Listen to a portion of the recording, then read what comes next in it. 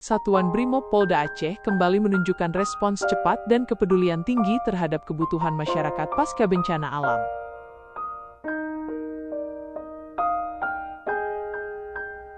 Personel Satgas Operasi Aman Nusa II bersama Dinas Pemadam Kebakaran Aceh Tengah bersinergi bahu-membahu membersihkan Pertamini yang terdampak lumpur dan material banjir serta longsor di Desa Atu Singkih, Kecamatan Rusip Antara, Kabupaten Aceh Tengah.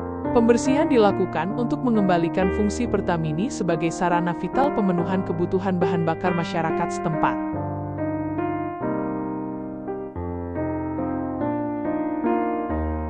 Material lumpur dan tanah yang menutupi area Pertamini dibersihkan secara manual dan bertahap agar lokasi dapat kembali digunakan dengan aman.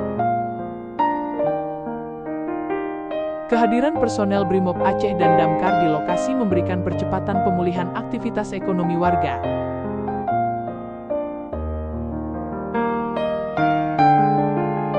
Melalui kegiatan ini, Satuan Brimob Polda Aceh menegaskan komitmennya untuk terus hadir di tengah masyarakat secara humanis dan memberikan pengabdian terbaik demi keselamatan, kenyamanan, dan kesejahteraan masyarakat Aceh Tengah. Polri untuk masyarakat, Brimob untuk nusa dan bangsa.